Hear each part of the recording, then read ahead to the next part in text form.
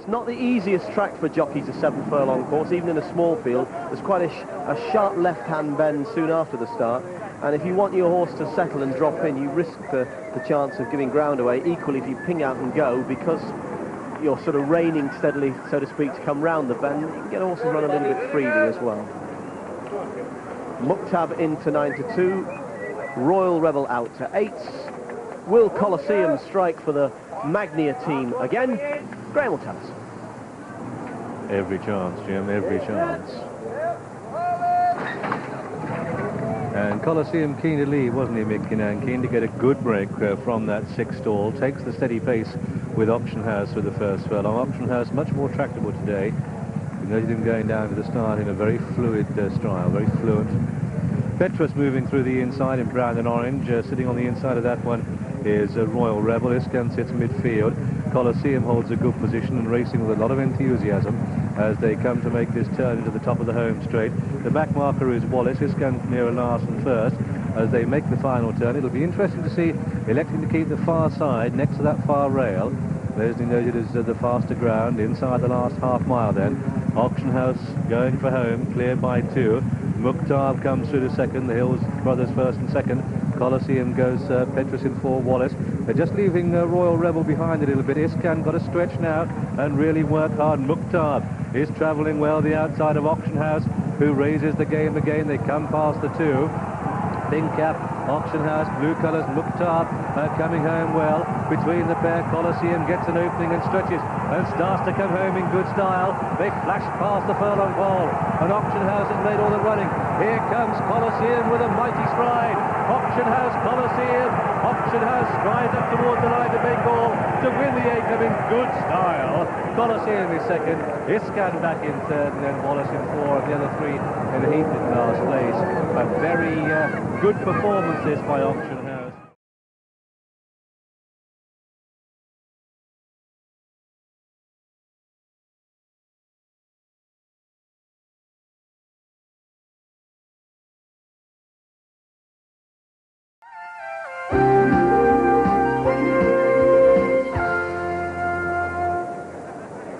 Welcome back. It's a gorgeous day here at York, and the second of our races coming up, the Weatherby's Insurance Lonsdale Stakes. They're down at the start, and it's a big crowd to watch them.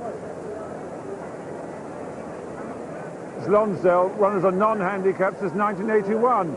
8 favourites and 17 runnings have won it. Those 6 of those favourites were at odds on, and we are flip-flopping favourites here. Persian Punch out from 2 to 1, 11 to 4. Persian Punch's Cannon Can has come in 5 to 2 this morning, 9 to 4 on the course. 2 to 1 favourite, very solid. 3 to 1 Soleric, 11 to 2 Sam Run, and 8 to 1 Married For. And if you're a favourite backer, there are only 4 favourites won last year in 21 runnings of the Knavesmire meeting, the Ebor meeting at York. Only 2 in 1996. There were 11 won in 1995 and 1959. And Jimbo must ask you this about Cannon Can, the best backed horse in the race. Is the going a problem with Cannon Can? Can you guarantee me he'll go flat out on this top of the ground turf? Well, for once, Mac, I can't believe you haven't done your homework properly. I mean, it all but broke the track record at Doncaster on very firm ground last year. He'll go on the ground, but John and I are a little bit concerned the way he pulled going down. And in the paddock, it was impossible to overlook Soleric, particularly knowing how we'd seen him early in the year. On the course, Cannon Can. In the betting ring, Cannon Can. Negative Persian Punch could be important, that, and Samran. Hey. Go.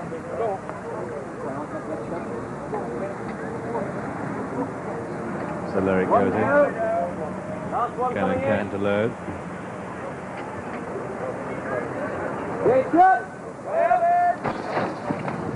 So 2 miles. Now where does the early pace come from? Persian Punch can go from the front, but it looks a little bit of a dawdle. Cannon Can the outside. Married For runs the rail. Soleric settled in behind. Now for a horse that's guaranteed stamina, he's gone last as they progress through the first quarter mile in this Weatherby's Insurance Lonsdale Stakes with Cannon Can. Here's Brick really enjoying himself out in front. Samran on the outside shows second. Then we've got Married For in the green colours in third. Persian Punch just shading it on the outer. That's racing 4. And Soleric with that big burden of a Group 1 penalty in this Group 3 race is the back marker, although of course 5 of Celeric's 11 wins have come here at the Naze Mile. So they go to the first half mile then, and it's Can the inside of Samran. Olivier Pellier riding. He's sitting 1 and 2. Then we've got Persian Punch the outside of Maripoor. It's Richard Quinn and Mick Kinnan, and the back of the pack is Pat Heddery on Celeric. They continue the run down the far side. Can 2-1 favourite. Persian Punch 11-4. Celeric 3-1. Samran 11-2. Maripoor 8-1. So you can work out all your win money as they come inside the final furlong. Jockeys will be working out their percentages. Total prize fund of this race is 55,000. Whittles down quite dramatically by the time the various percentages have come out for the owner. And the owner gets about 25.5. Still, nice work if you can get it. And it's Samran the outside of Can as they pass the halfway stage down towards 7 furlong from home point. The post they pass there, with Samran the outside of Can, then Persian Punch and Maripoor, and Celeric at the back of the pack. And boys, at this stage, which one would you like to be on? Well, we got the tactics wrong for a start. We thought Persian Punch would be much closer and back bowling along almost in the position where Can is at the moment. I think old Samran looks happier than I've seen him for a long time, but they looked as though they were going to crawl on the screen, and then we looked across from our position here, and they've actually gone plenty faster now. Giving a good lead to Celeric as they come down the home straight, and on this faster ground, as trainer John Dunlop pointed out when he spoke to us before racing, Samran is looking a happy horse. Look at Mick Kinnan, the green colours, Maripoor cruising in behind. He's going to have to pull wide though. They start to bunch as they come down past the 3. Samran, light blue cap on the outside. Here's the big horse, Persian Punch, bouncing off the ground.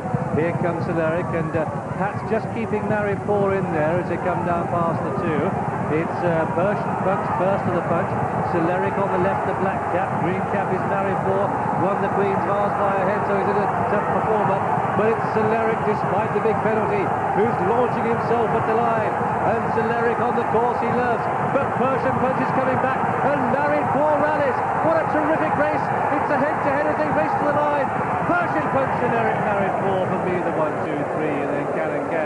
And Samran, 5th and last, but no more than 4 lengths off the winner, which on all evidence must surely be the spearhead here. The lion's share goes to that chestnut head of Persian Punch. Richard Quinn's 1 on him for David Ellsworth and Jeff Smith. Celeric, so brave under a big race penalty, nosed out of it close home. I just wonder if Maripoor, pound overweight from Mick Kinnan, if he'd have got a clear run, whether he'd have been able to use that momentum that he's using now, just a stride or 2 earlier, to beat these 2 big horses. Persian Punch and Celeric, stride for stride. I thought Celeric had it with a stride to go, but Persian Punch proved the stronger. Well, you've got to have your heart in this game if you want to win battles, and there's no doubt in my mind that the horse with the biggest heart won. He was under pressure from a long way out. He kept responding to Richard Quinn. Richard Quinn, absolutely tailor-made for this horse, really gets in behind him, makes him go about his business. And then as Celeric follows him through, Maripoor didn't get the best of runs, but that didn't cost him the race. Worn out and baffled out. Samran just beginning to quicken up. In the end, just lacks a little bit of class. Can, just another one, just lacking in a little bit of speed. But this horse is enormous. Over 17 hands. He's got the action of a horse who wants softer ground, but in fact he's much better when it's faster like this. Pat Heddery coming over on the far side on Celeric. Perfectly timed challenge. He's there with every chance. Maripoor's got the opening if he's good enough. But this horse just got his head down. He's a relentless galloper. He's got loads of ability to go with it. But more than anything, he just never knows when to give up. Hands and heels, Richard Quinn. Celeric got a couple of backhanders, but on the line it was a big chestnut of Jeff Smith and David Ellsworth who gets there. And a tremendous race, that.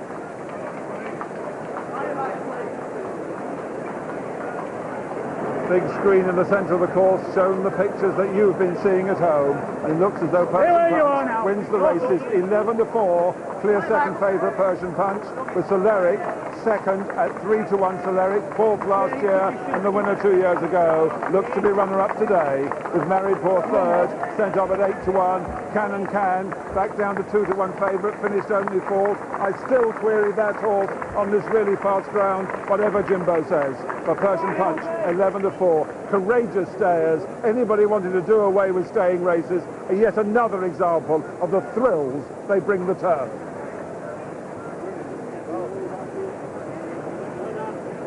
Well, it takes 3 to make a good race. And Soleric, remember, giving £6 to the first 2. And he just loves this course. I think he might have just been in front at one stage, maybe 50 yards to run. No doubt.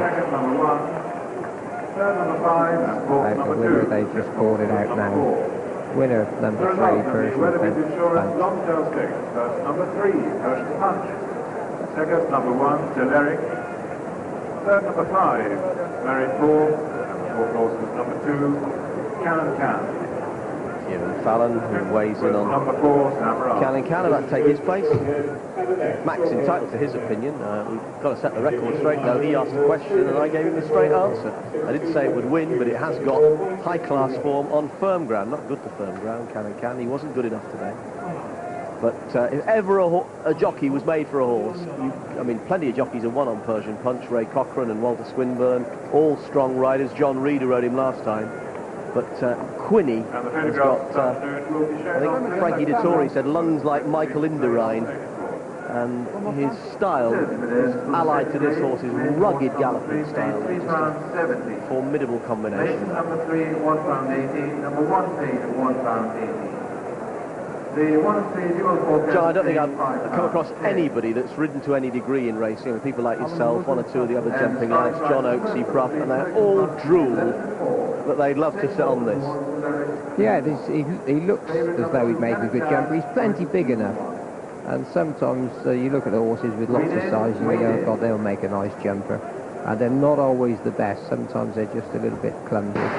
Not sure whether David Ellsworth has ever schooled him. If he has, I shouldn't think Jeff Smith knows about it. But as long as he goes on racing like this, you'll never see him running at Cheltenham. But I agree with you, he looks absolutely tailor-made for the job. Well, most things are bred to jump. It's a question of whether they can actually complete the obstacles, but I don't think they really had this in mind for Persian Punch when he was conceived. Persian Heights, whose biggest moment here, one of his biggest moments, was when he actually won the International here and was disqualified in favour of Shady Heights, who's a very good 1.25 mile horse for Jeff Huffer. Rum Key is out of a mare called Orriston, who is the dam of, what's that old horse that Gordon Holmes wins with all the time? Jim Crack Premier. But basically it's a good old-fashioned pedigree, and you wouldn't take too much. You'd be a little bit surprised if someone told you you're going to get an out-and-out flat horse from it, but that's what you've got, and one of the best around. And John, when you've been involved riding in a photo, did you ever say to yourself, well, if I'd done this, it might have been me, or do you just... Sometimes if it's really close, you think, oh, well, it might have made a difference, but I'm not sure that there'll be too many excuses or hard luck stories. He may be the size of a jumper, but he's a very, very good flat horse, David.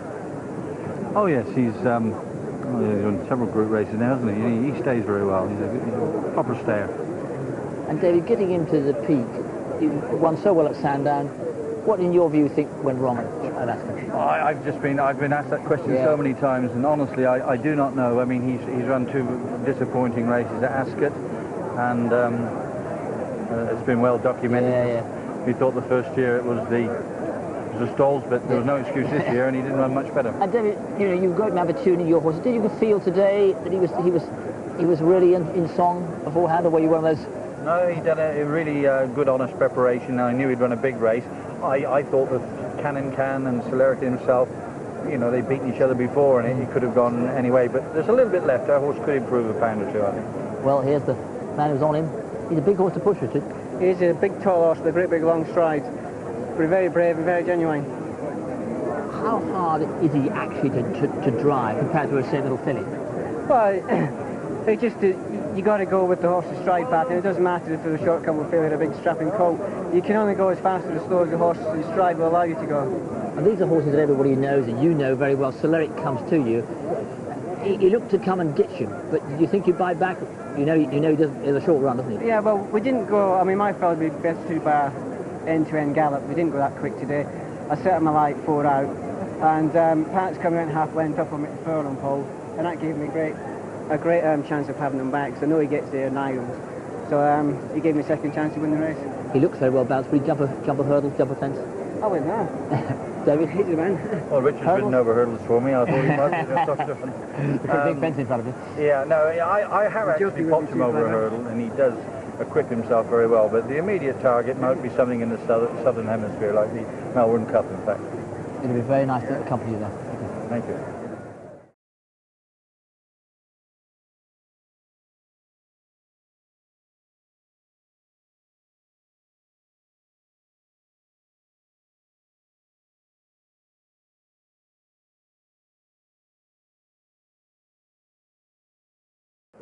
So the Juddmonte International, 1998, 190,550 to the winner, 8 runners over 1.25 miles, and they're listed now.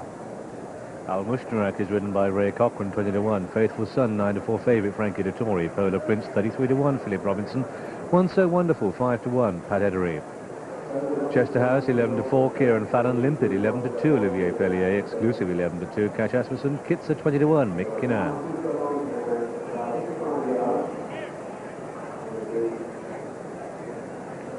Well, as I say in America, it's nearly showtime. Al Mushtarak leads them down. He's fast, he comes late. Will they go strong enough early on for him?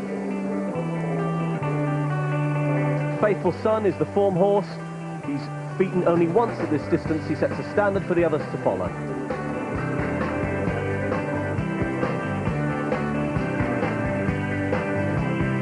Polar Prince from Newmarket, a 5-year-old whose biggest moment to date came on the continent.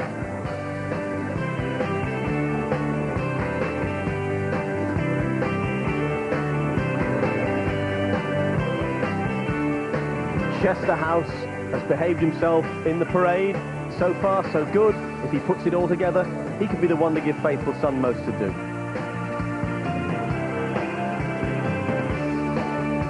Limpid from France.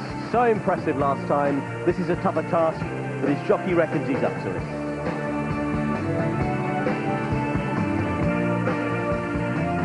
One So Wonderful. Well, yes, she was when she won the Sun Chariot last year, but this is her stiffest test to date.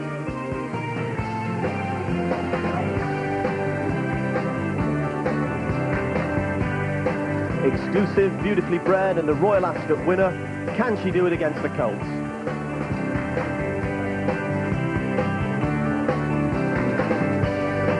And last but by no means least, Kitzer. She has to be respected. Why? She's trained by Aidan O'Brien.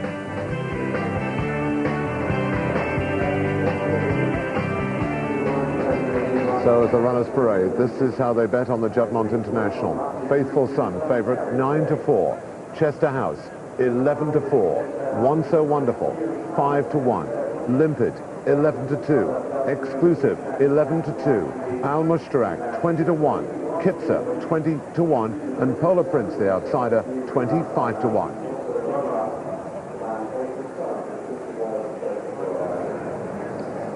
Frankie there, Faithful Son, and the big talk before the Eclipse Stakes was whether Frankie was right to stick with De Lamy when Faithful Son had got the better of him at Ascot.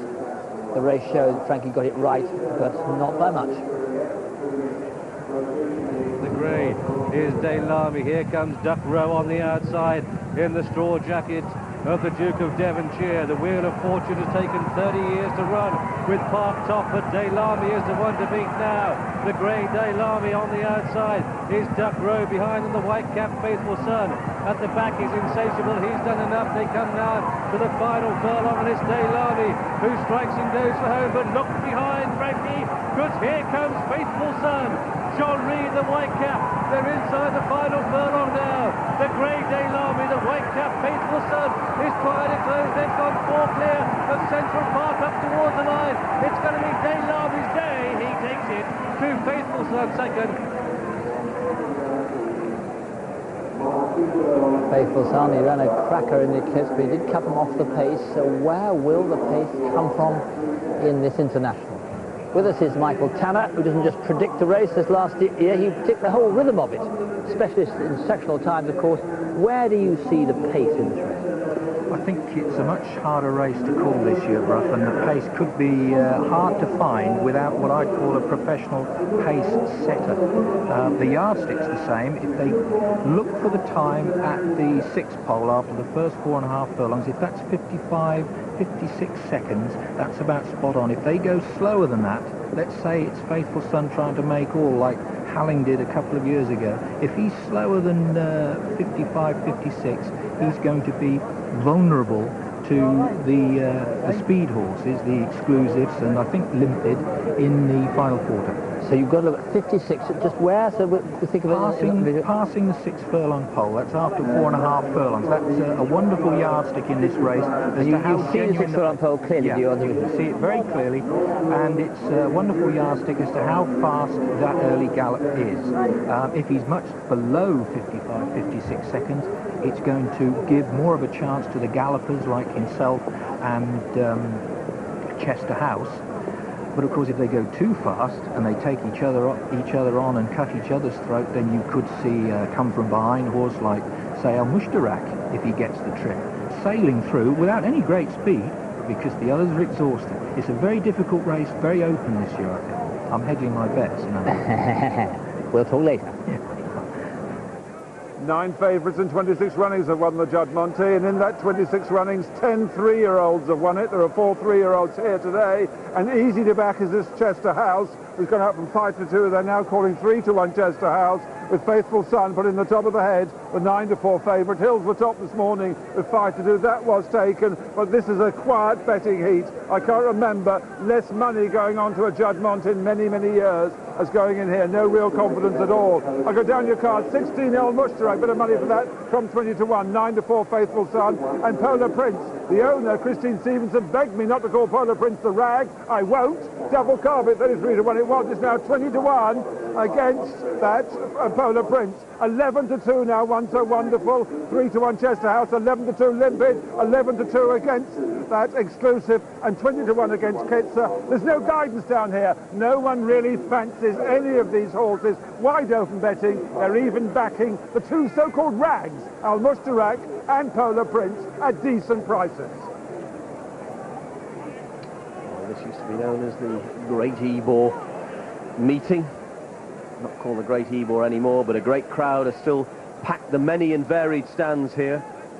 One stand, the Melrose stand, which is opened 7 or 8 years ago, commemorates one of the principal clerks of the courses here, James Melrose, whereas the latest facility, the Knavesmire stand, which you just see the bottom of there, provides the most wonderful silver ring facilities, I think, anywhere in Europe. But it caters for all types. York, you can get in across at the middle to the cheapest enclosure. I think, right in quoting John Smith, is saying for £3, that's per adult. That's over there towards the cheaper end. Of course, if you're doing it in style and corporate style, you pay an awful lot more, but a lot of families come here for fun, yeah, and they've got the weather to go with it for picnic time, a little bit of a bet, game of football, or whatever, ice creams, and everybody's happy. But it's the horses that the majority have come to see. It's this that makes it the occasion. It used to be the week of the great races, the great assizes and the great hangings. Well, we just have one of those now, unless you're a punter that's done too much money in. Well, if you're following John Frankham in the paddock, this is what he and the rest of the team made of it. It was easy to pinpoint Faithful Son, quite outstanding in the paddock. On the course, Chester House, stroked to post. In the betting ring, it's Faithful Son, Polar Prince, negative Chester House, and One So Wonderful.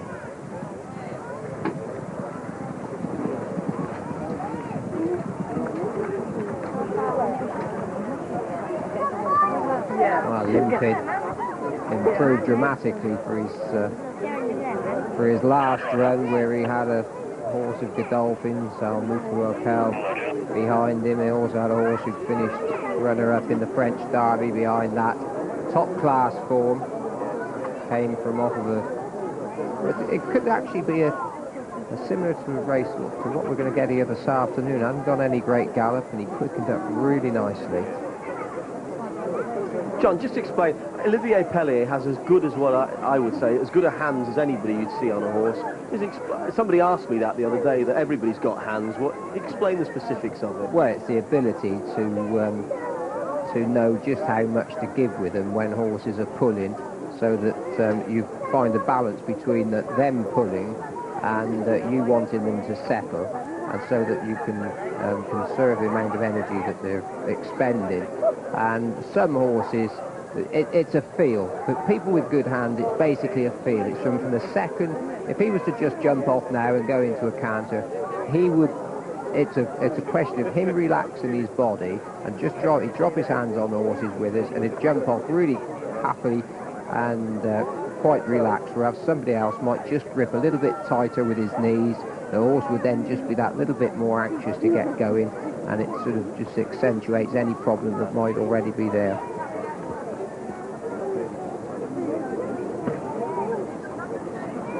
There we go, just filling in a few divots. I mean, some courses don't do this the day after, never mind in between races. Tremendous to see this, and the grass plenty short enough here. They do keep it short, but plenty of cover there. In fairness to the team here as well, John, they've had extremes this year. They had very, very wet for the June meeting, two-day June meeting. The ground will be ripped to shreds, and then it was very fast baking conditions for the Magnet Cup meeting. So 1 month later, you're looking for as near a perfect surface as you can get.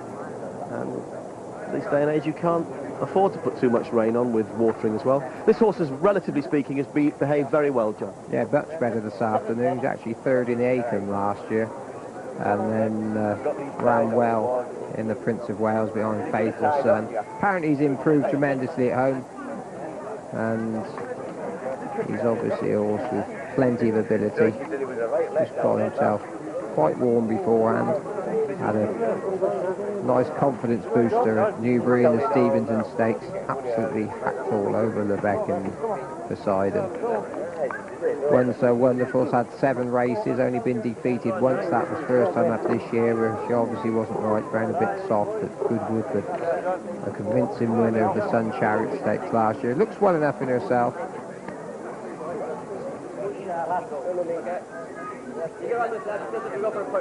9-4 against that Faithful Son, and no horse has ever won the Prince of Wales at Royal Ascot and come on and won the Judd Monteith, starting with Brigadier Gerard in 72. He won at Royal Ascot and failed here. It's then 3-1 in Easy Chester House, and now 6-1 Barber 2. That's One So Wonderful, Limpid and Exclusive. Very easy to back these horses. Bookmakers trying to get money, they can't really lay them. It's then 16-1 Al Mushtarak and 20 Polar Prince. And the bottom one, Kitzer, once again, the market, no guide here. I have never, ever known, as I said, a weaker betting market for the Judd Mont.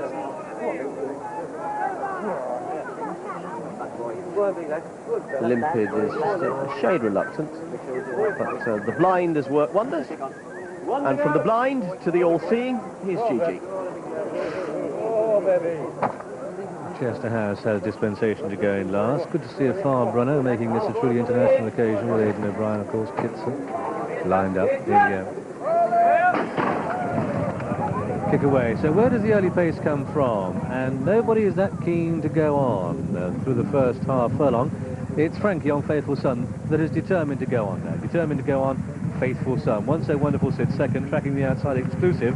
Runs third. Polar Prince is on the outside of Limpid, sitting 4 and 5 that pair, while Chester House is wide on the course. The pink cap worn by Kieran Fallon showing up behind that. Al Mushtarak follows, and then Kitzer is the one that wags the tail as they come down through the first quarter mile.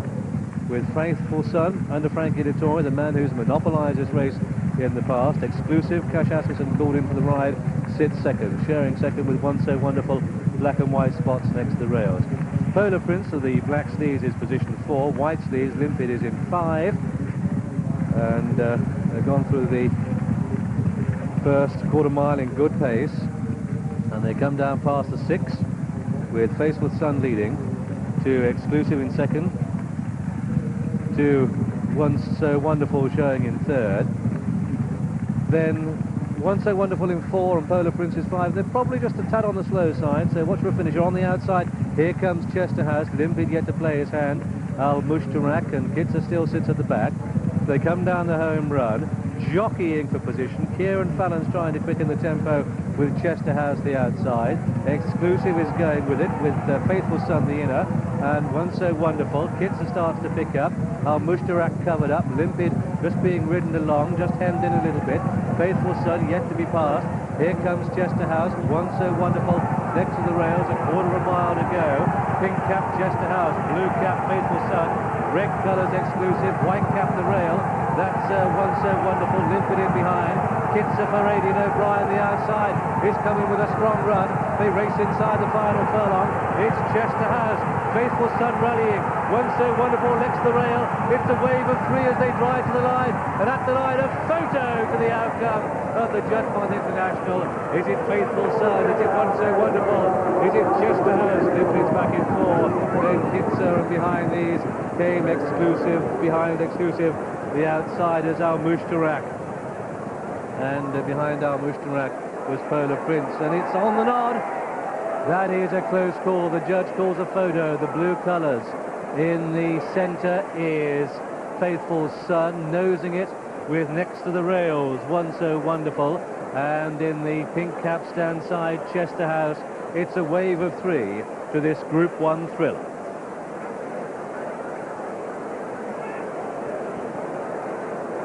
What a fantastic finish. The crowd on their feet. A finish of inches and 3 really brave horses. Far side Once So Wonderful. In the centre Faithful Son. And this side Ch4. The whips are flying. The jockeys' heads are down. The horses' heads are down. The post is there.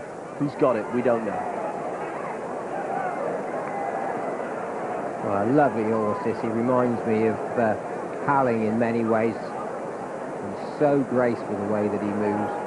And a really brave effort if he's got back up, because he probably went 3 parts of a length down at one point. Once So Wonderful with a run of the rails, and Ch4 on this side. I didn't think we'd get a better race this afternoon than we had between Persian Punch and Soleric in the last race, but God, this one's better. Frankie looks confident, but the judge is going to take some time to look at this photo. You are looking at Once So Wonderful, and to the amazement of the first view of the photograph, there's the result. Once So Wonderful is the winner. We thought it would be either a dead heat or Faithful Son would win. Once So Wonderful the winner at 6-1, Faithful Son second, a shorter distance. But here now, the close-up evidence. Look at the reflection on the far side, and it's quite clear. If you have a photograph, you can't say it's going to be a dead heat. Quite clear. But despite Frankie being that much lower, he's looks half ahead of Pat Edery. Pat Edery has driven Once So Wonderful's long neck out in front of Faithful Son, and a really close-up behind is Ch4.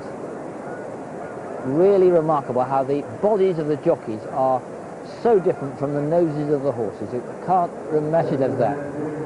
The actual position of Frankie Dettori deceives you, because Pat is actually, if you look at his backside, is actually ahead of Frankie.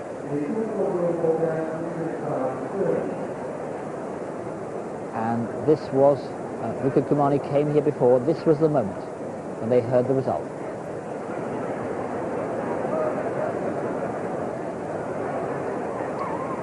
Just a quarter of a second outside here, have record for the race, and really fine performance there. It didn't seem to be going that quickly early on. They really motored up the straight here. Really motored, and a wonderful view. All that can be exciting in thoroughbred flat racing. Top horses, top jockeys, stretching themselves to the limit, and right on the line you decided.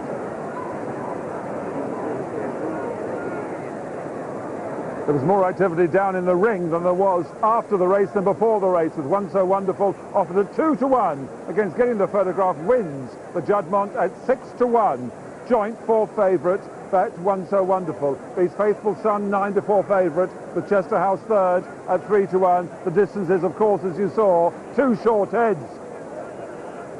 With me now is winning trainer Luca Kamani. That must have been a marvellous, heart-wrenching race to watch.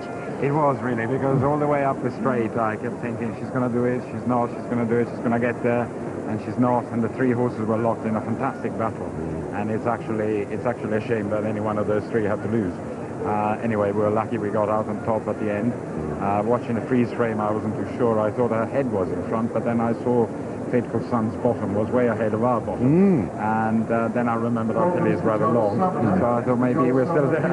As we watch it again inside the final furlong, she came on the blind side as well, which is difficult, you know. Yes, having said that, she was lucky enough to get a run up the inside, because early on in the straight, Cash Asmussen tried to block her in, and Pat had to switch to the inside. Luckily, he got room there, and she got an uninterrupted passage there and had enough space to battle all the way to the line, and battle she did. She's well named, isn't she? She's very well named. Mr. Weinfeld always names his horses in a positive, optimistic way. Because she hasn't actually had that many races, has she? No, she hasn't. She only ran once as a 3-year-old and she won. She only ran twice as a 3-year-old and she won both times. This year, this was only her third run. She's got a fantastic record. She's always won, bar first time out this year when at Sandown she sort of got in a bit of a state. And this was first time out, and I put it that she basically remembered what she was there for, to race, but she forgot how to behave. And gradually she remembered how to behave and how to be a true professional in show today. She's a great pro. What about the other great pro in the stable, High Rise? What's the latest on the Derby winner? High Rise is enjoying his bucket and spade holiday at the moment, and he's just cantering and being very happy in himself and building up towards the arc. We look forward to him. Well done today. Thank you very much, Derek. Thank you, Luca. Well, she's got a pedigree, as they say, to die for, this filly. She's by Nashwan, who's an absolutely brilliant racehorse himself, and in the likes of Swain has got an outstanding racehorse at stud, and Once So Wonderful, one of many good winners by him. Nashwan's down height of fashion, of course, won the Acomb here and numerous other good races, whereas Someone Special, the dam of this filly, was more than useful herself, and she's produced good winners already in Al Nazar Al Washiq, who won the Craven Stakes, amongst others.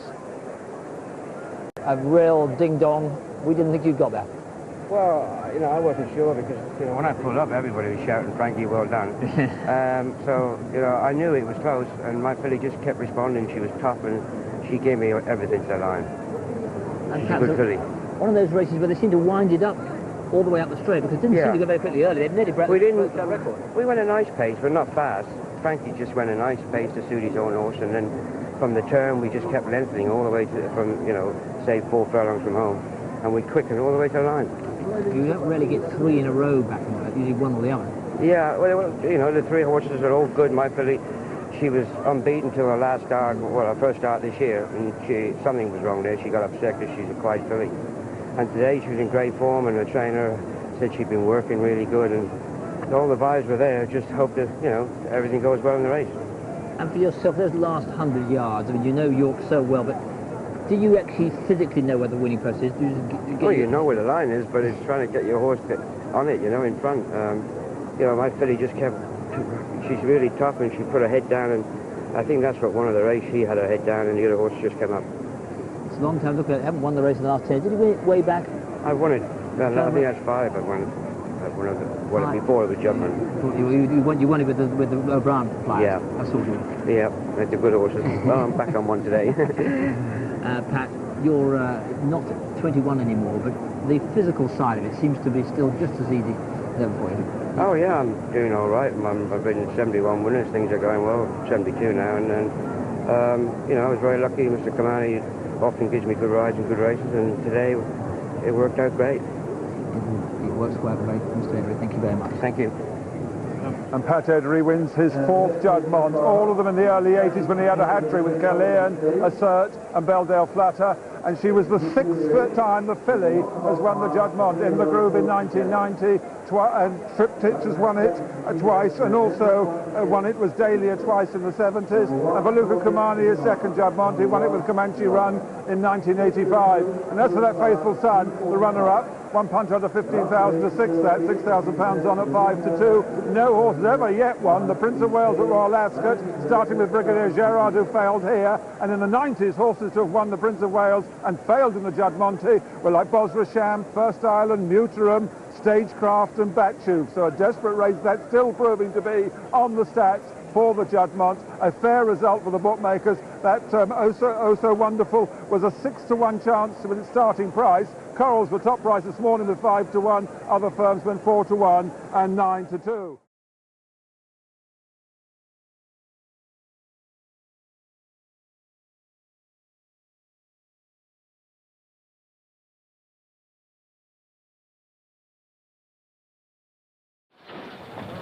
Group 2 contest, and it's as stiff a test as he's had. Perhaps at racing pace is a different kettle of fish altogether.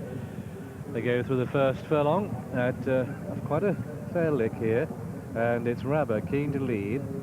The race should easily be told, Rabba make all. One or two others will try to challenge, but as we heard in commentary from Haydock, he's a hard horse to get past.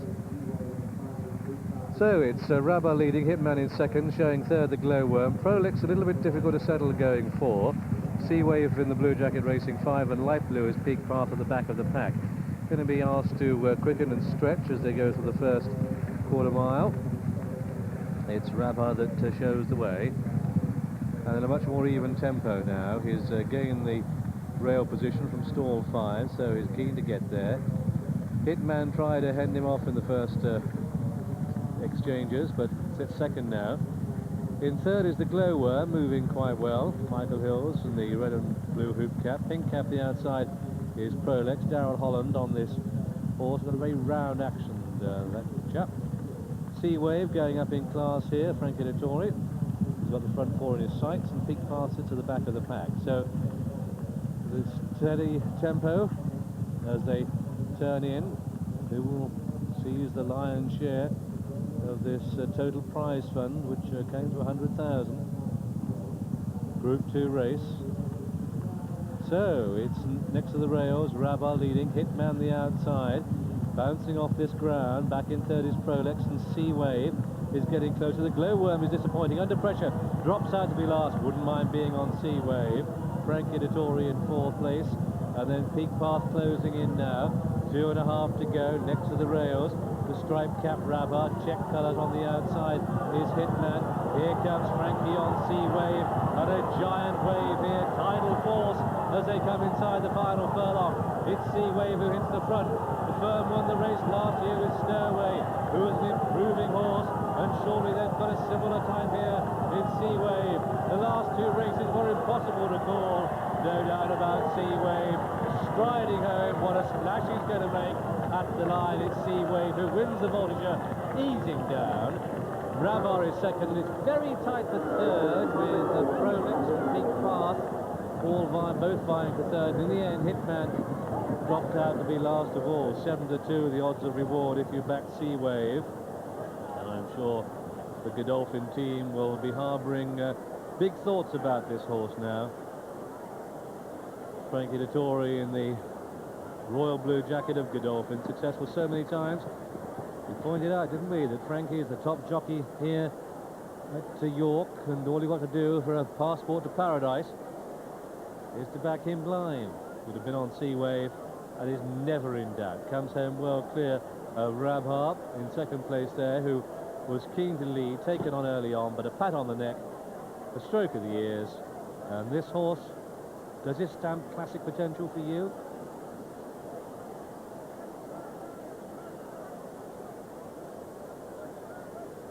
It's been the quietest first day on the Naysmire and the betting market than I can ever remember. All four winners have drifted, and that includes Sea Wave, who went out from 5-2 out to 7-2, and one book